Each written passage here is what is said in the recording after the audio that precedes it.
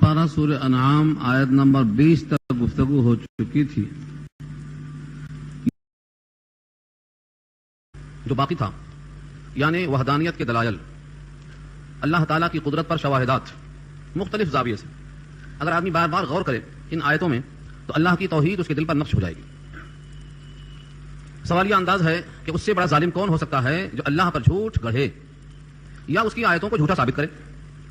اللہ پر جھوٹ گڑھنے کا مطلب یہ ہے کہ جو باتیں اللہ کی نہیں ہیں ان باتوں کو اللہ کی طرف منسوب کر دے، اور اس کی آیتوں کی تکذیب کا مطلب یہ ہے کہ ان آیتوں کو جھٹلائے کہ یہ آیتیں اللہ کی نہیں ہیں. یعنی آیتوں کی تکذیب یا جو باتیں اللہ کی طرف منسوب کر رہا ہے وہ اللہ کی طرف سے نہیں ہیں. یہ سراسر ظلم ہے، ازلم ہے. اس سے بڑا ظالم اور کون ہو سکتا ہے؟ ایسے ظالمین فلاح یاب نہیں ہو سکتے.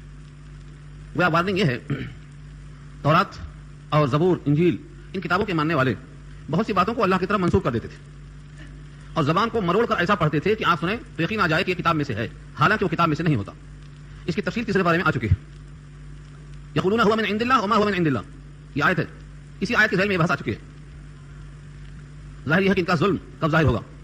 جتنے بھی ظلم ہیں یہ ظلمت بن کر ظاہر ہوں گے، ظلمت کی شکل ڈھالیں گے. تو یہ ظلمت کا اظہار کب ہوگا؟ اس کے لیے محشر کا موقف ظاہر کیا گیا. اگلی آیت اسی کا مضمون ہے، وَيَوْمَ نَحْشُرُهُمْ جَمِيعًا، اور جس دن ہم ان کو اکٹھا کریں گے.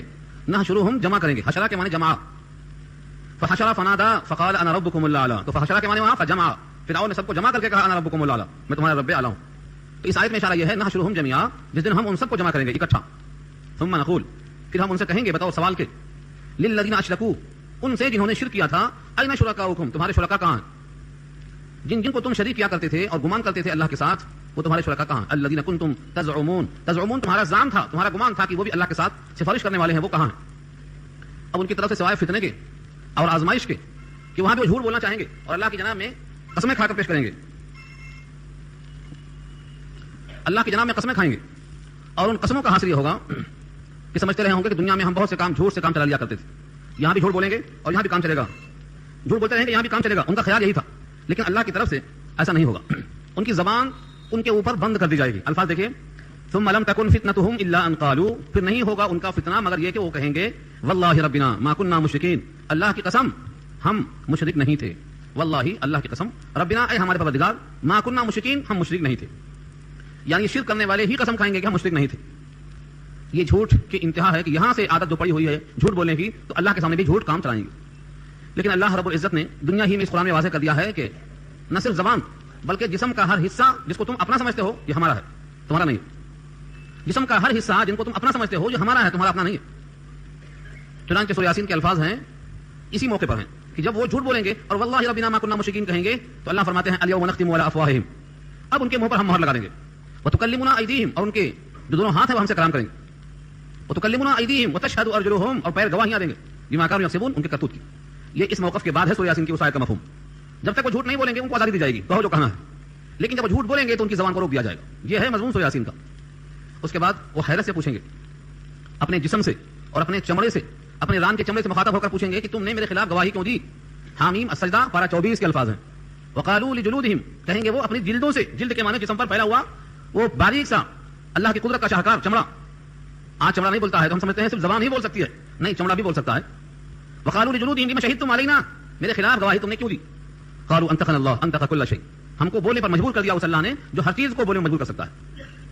یہ ہے گواہی قرآن کریم کی. تو ہمارا چمڑا ہمارا نہیں ہے، ہماری زبان ہماری نہیں ہے.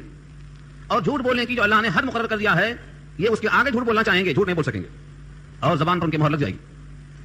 یہاں سے دونوں آیتوں کو سامنے رکھ کر تعارض پیش کرتے ہیں بعض لوگ. تعارض کہ دیکھو یہاں تو یہ ہے کہ وہ جھوٹ بولیں گے اور سورہ یاسین میں یہ ہے کہ منہ پہ ہم مہر لگا دیں گے. تو دونوں میں تعارض ہو رہا ہے. تعارض نہیں ہے، یہ مختلف احوال ہیں.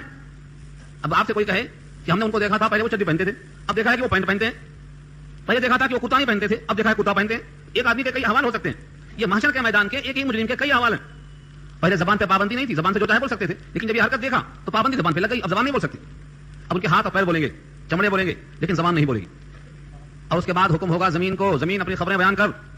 دنیا میں کوئی انسان کہاں کس موقع پر کسی بھی حال میں کچھ کرے گا تو زمین پر ہی کرے گا. اور زمین سے کہا جائے گا کہ اپنے احوال کو بیان کر. بأن ربک اوحی لہا، بأن ربک اوحی لہا، اللہ تعالیٰ زمین کو حکم دیں گے کہ خبروں کو بیان کر دے. وہ خبریں پوری بیان کر دے گی اور اس طریقے سے ان کا پورا راز فاش ہو جائے گا. اور اس کے بعد کا مرحلہ آئے گا جب اللہ نامہ اعمال کو ایک کتابچے کی شکل میں پھینک کر دیں گے اور ہر آدمی کو کتابچہ حاصل کر کے اپنے اوپر خود حساب کرنے کے واسطے کافی ہوگا. اور پھر کہا جائے گا سورہ بنی اسرائیل پارہ 15 کے حوالے سے اقرأ کتابک کفی بنفسک اليوم علیک حسیبا. اپنا کتاب چاپ پڑھ لے, اپنا نیک نام اعمال دیکھ لے, حساب کرنے کے واسطے تو خود کافی ہے. یہ ہے مضمون, اس طرح حساب ہوگا. پھر داہنے ہاتھ کو فوقیت ملے گی بائیں ہاتھ کے مقابلے میں. اگر نام اعمال دائیں ہاتھ میں آیا تو بڑا خوش ہوگا, اور رزلٹ اگر بائیں ہاتھ میں آیا تو بڑا مغموم ہوگا, بڑا پریشان ہوگا. فاما من اوتي كتابه بيمينه فيقول ها اقرؤوا كتابيه اني ظننت اني ملاق حسابيه فهو في عيشه راضيه في جنه عاليه قطوفها دانيه. یہ سب اس کے حوالے ہیں دائیں ہاتھ میں. خوش ہو کر کہے گا دیکھو میرا نام عمل کتنا اچھا ہے, پڑھو بہت اچھا رزلٹ آیا میرا گمان تھا ایسا کہ میری محنتیں ضرور سلاور ہوں گی, میری محنتوں کا ثواب ضرور ملے گا. دوستوں کو خوش ہو کر دکھاتا پھرے گا. اس کے مقابل جو بائیں ہاتھ میں دیا گیا تو کہے گا واما من اوتي كتابه بشماله فيقول يا ليتني لم اوت كتابيه, کاش کہ مجھے نہ دیا گیا ہوتا رزلٹ. ولم ادري ما حسابيه, اور میں اپنا حساب نہ جانتا. یا لیتها كانت القاضيه, کاش کہ وہ موت نے فیصلہ کر دیا ہوتا ہمیشہ کے لیے. ما اغنى عني ماليه, میرا مالیہ مجھے کام میں نہ آیا. هلك عني سلطانيه, میری بادشاہت میں میرے غرور نے مجھے ڈبویا. پھر حکم ہوگا خذوه فغلوه ثم الجحيم صلوه, پکڑو اور گھسیٹو اور باندھو. یہ سارے احوال دیکھنا ہے سورہ حاقہ پڑھ لیا. سورہ حاقہ میں مضمون آیا ہے, سورہ انشقاق میں آیا ہے, سورہ تکویر میں آیا ہے, اور سورہ شمس کے اندر تفصیل سے آیا ہے.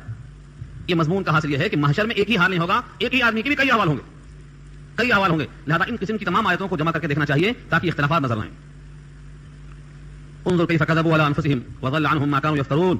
دیکھو تو صحیح, انظر اللہ فرماتے ہیں قرآن کریم کے پڑھنے والے سے, انظر غور سے دیکھو, کیف کذبوا علی انفسهم, کیسا جھوٹ کہا انہوں نے اپنی ذات پر, وضل عنهم ما كانوا يفترون, اور گم ہو گئے ان سے وہ جن کو وہ کہا کرتے تھے, جن کو کہتے تھے کہ یہ بھی خدا ہے, یہ بھی معبود ہے, یہ بھی سفارشی ہے, یہ بھی سجدہ گاہ ہے, یہ بھی مشکل کشا ہے, یہ بھی حاجت روا ہے, وہ سارے کے سارے غائب ہو گئے. ضل عنهم ما كانوا يفترون, کوئی باقی نہیں. اب جتنے سہارے تھے سب تارے عنقود ختم ہو گئے.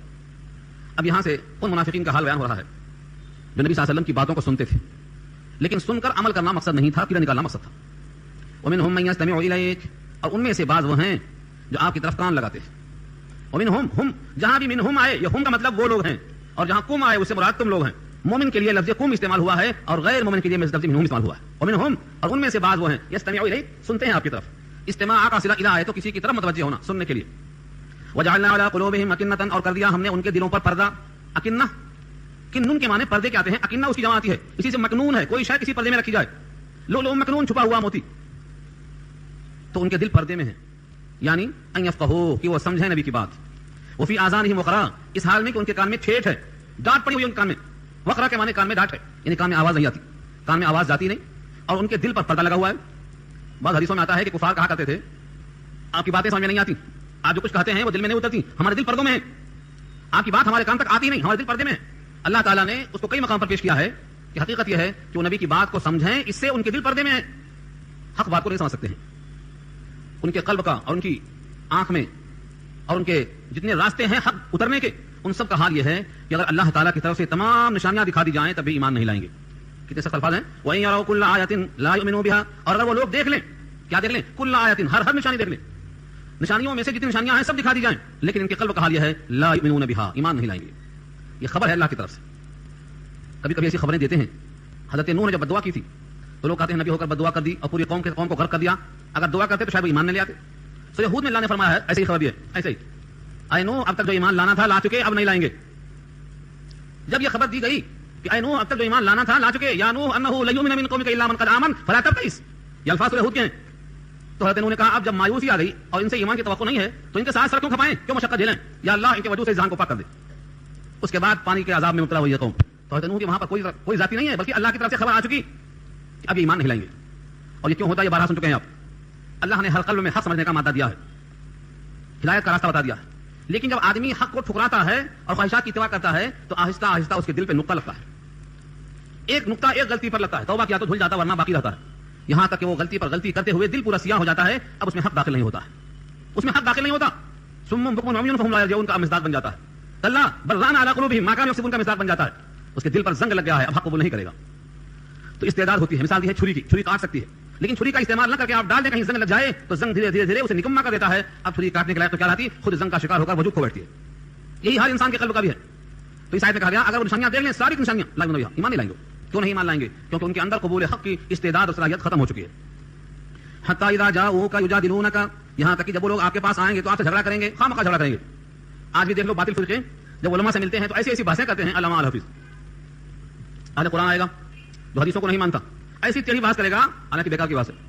مثلا یہ کہے گا مسلمانوں کے سارے جھگڑے حدیثوں کے ماننے کی وجہ سے ہیں, لہذا حدیثوں کو نہ مانو, جھگڑے ختم ہو جائیں گے. یہ ہے ان کا حساب. یہ ان کی دلیل ہے. تو یہ ان کا حال تھا کہ جب آپ کے پاس آتے تو جھگڑا کرتے تھے. یقول الذین کفروا ان ھذا الا اساطیر الاولین، کہتے تھے کافر لوگ کہ نہیں ہے یہ مگر پہلوں کی داستان. اس کتاب میں ہے کیا؟ پہلوں کی داستان ہے. کہیں دیکھو عاد کا، کہیں سمود کا، کہیں فرعون کا، کہیں موسیٰ کا، یہ سب واقعات اس میں ہے کیا؟ سب سابقہ لوگوں کی کہانیاں ہیں. کس سے؟ یہ ان کا حال تھا. اور اس طریقے سے وہ لوگ قرآن سے خود دور ہوتے تھے اور دوسروں کو دور کرتے تھے. دو جرم ہے. وَهُمْ يَنْهَوْنَ عَنْهُ وَيَنْأَوْنَ عَنْهُ. ایک ہے نہا، ایک ہے نآ. نہا ینہی کے معنی منع کرنا، دور کرنا، روکنا، اور نآ ینہو کے معنی دور ہو جانا. تو حالت یہ تھی کہ یہ لوگ قرآن کریم سے لوگوں کو منع کرتے تھے.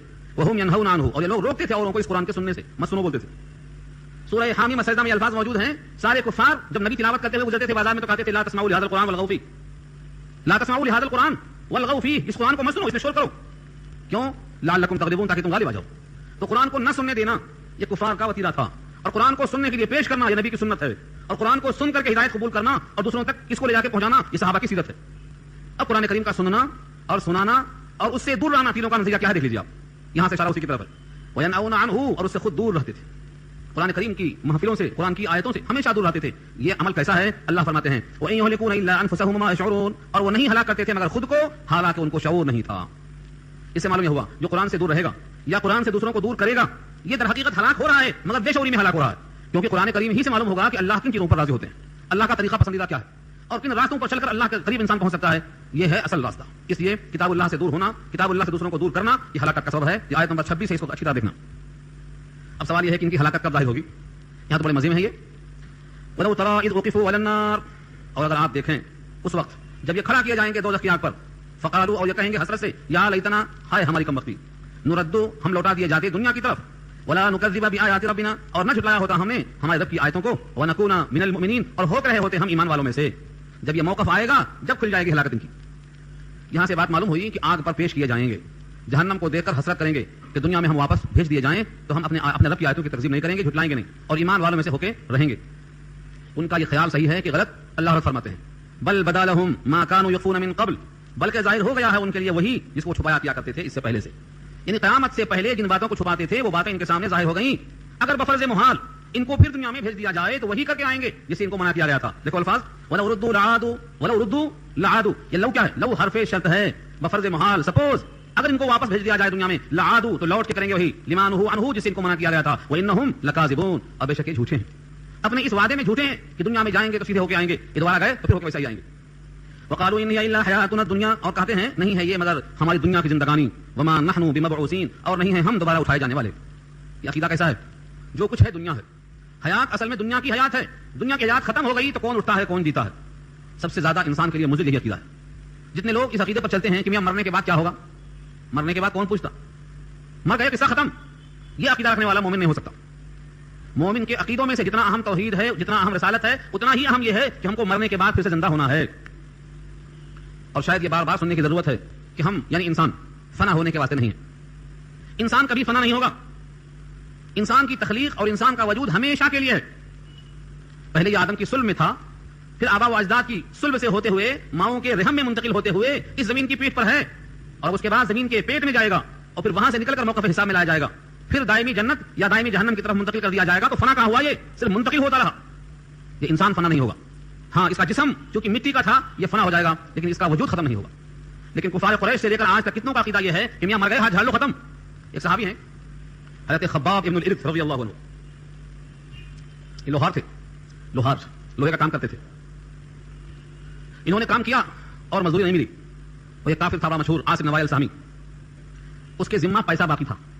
جب مانگنے کے واسطے گئے تو اس نے کہا اے خباب تمہیں پیسہ ویسا نہیں ملے گا جب تک تم محمد کا انکار نہ کرو. بخاری کی روایت سنا رہا ہوں میں، جب تک تم محمد کا انکار نہ کرو تم کو پیسہ ویسا نہیں ملے گا. حضرت خباب صحابی رسول، ان کو سب معلوم.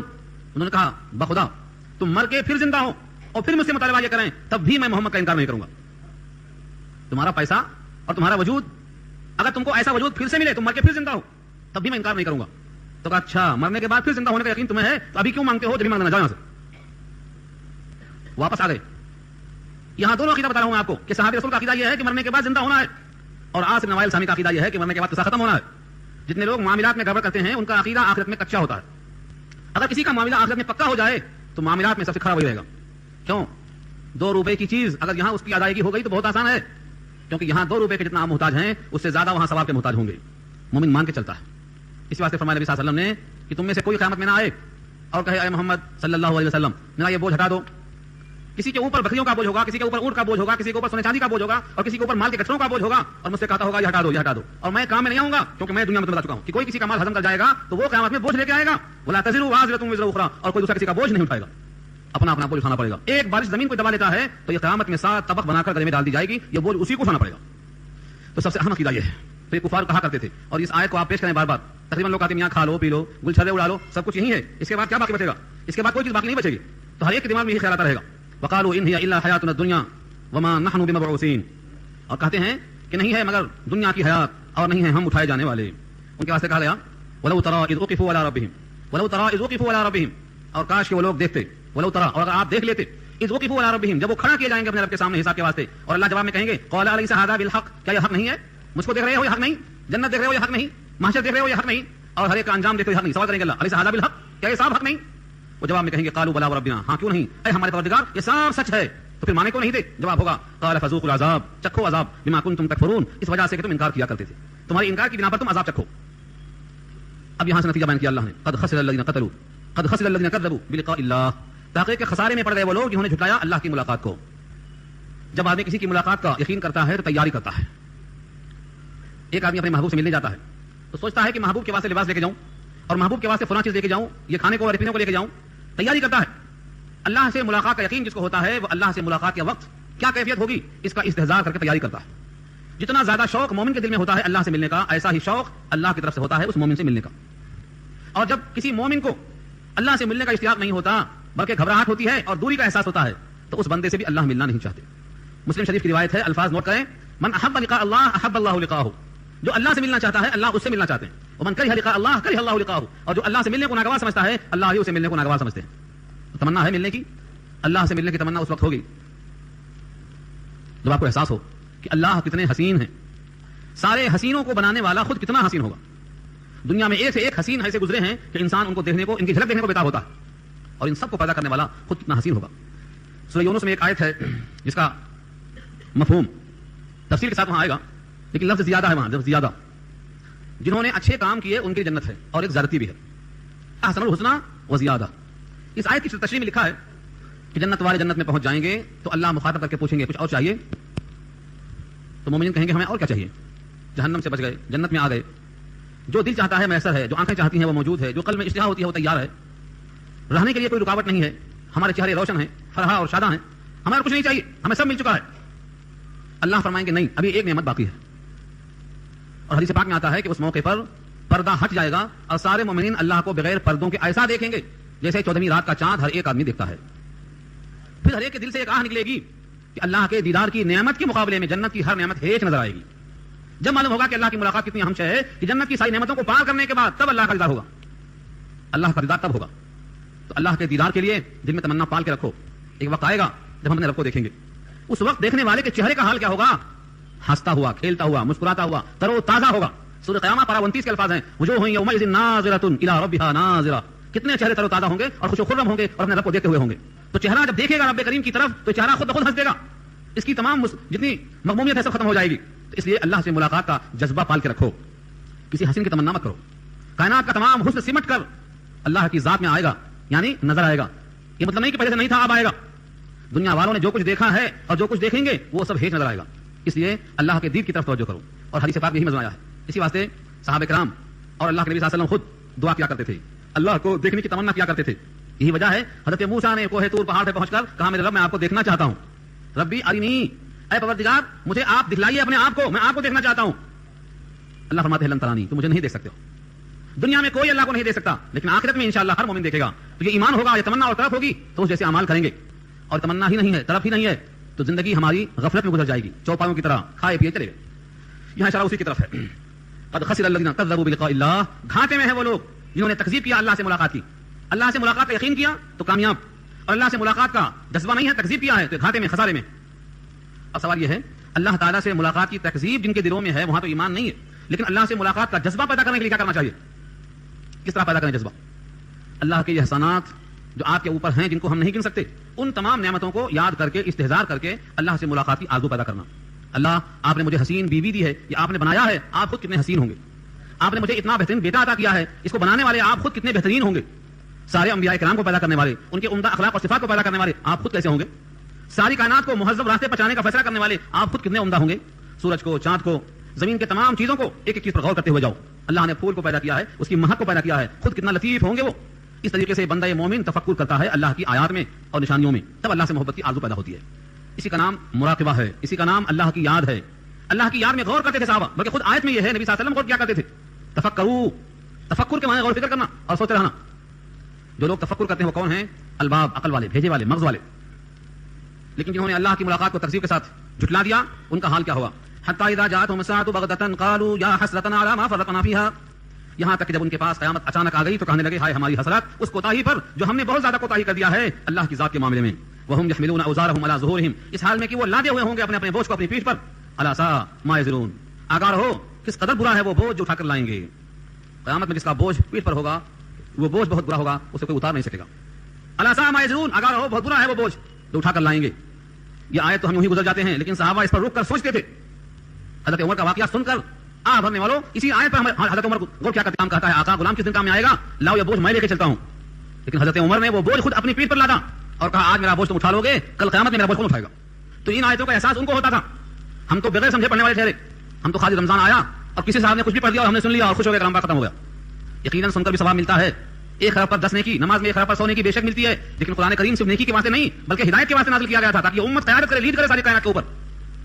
تو قیامت کا جو بوجھ ہوگا یہ بوجھ بڑا خطرناک ہوگا. وما الحیات الدنیا الا لعب ولہو، اور نہیں ہے دنیا کی حیات مگر کھیل اور کود. لعب کھیل، لہو تماشا. لعب کے معنی وہ کھیل جس میں جسمانی ورزش ہو اور لہو کے معنی وہ کھیل جس میں ذہنی ورزش ہو. تو لعب اور لہو پوری دنیا کا یہ حال ہے. دنیا کی ساری زندگی کیا ہے؟ کھیل اور کود، تماشا ہے. پھر حقیقی حیات کون سی ہے؟ فرمایا وَلَدَّارُ الْآخِرَةُ خَيْرٌ، اور دار آخرت بہتر ہے. کس کے لیے؟ لِلَّذِينَ يَتَّقُونَ، جو لوگ بچتے ہیں شرک سے، جو لوگ اللہ سے ڈرتے ہیں، جو اللہ کا حکم مانتے ہیں، تقوی اختیار کرتے ہیں، ان کے لیے دار آخرت بہتر ہے. رہا دنیا کا گھر، دنیا کی حیات تو کھیل اور کود ہے. یعنی جیسے بچے کھیل اور کود کرتے ہیں اور ان کا ٹائم پاس ہو جاتا ہے، دنیا کی حیات بس ایسی ہی ہے. اسی واسطے دنیا کا نام کیا رکھا اللہ نے؟ دار غرور. اور اس کے بالمقابل جو آخرت ہے اس کا نام ہے دار الخلود. دار الخلود ہمیشگی کا گھر اور دار الغرور دھوکے کا گھر. مگر اس میں دل اتنا لگ گیا ہے کہ کوئی ماننے کو تیار نہیں کہ گھر دھوکے کا ہے. یہ سمجھتے ہیں تو بوڑھا ہو کے ہی مرے گا. حالانکہ آنکھوں کے سامنے بوڑھے بھی مرتے، جوان بھی مرتے، بچے بھی مرتے، عورتیں بھی مرتی. ایک بہانہ چاہیے. صرف اس کے قلب سے ہوا اکھڑ جاتی ہے اور اس کی کائنات چھن جاتی ہے. تو دار غرور ہے، دھوکے والا گھر ہے. اللہ فرماتے ہیں افلا تعقلون، کیا تم کو عقل میں اتنی بات نہیں آ رہی ہے؟ افلا تعقلون، کیا تم تعقل نہیں کرتے، سمجھتے نہیں کہ آخرت کا گھر تقوی والوں کے لیے بہتر ہے اور دنیا والا گھر صرف کھیل و تماشا ہے؟ بہت آسان چیز ہے. قد نعلم انه لا يحزنك الذي يقولون فانهم لا يكذبونك ولكن الظالمين بآيات الله يجحدون. اس آیت پر مطالعہ کرتے کرتے طبیعت رک گئی کہ اللہ تعالیٰ نے کتنا واضح لب و لہجہ میں پیش کیا ہے نبی صلی اللہ علیہ وسلم کی تسلی کے لیے. ہم خوب جانتے ہیں، قد نعلم، ہم خوب جانتے ہیں، انه لا يحزنك، اس کے سوا کچھ نہیں کہ بے شک آپ کو غم پہنچاتے ہیں.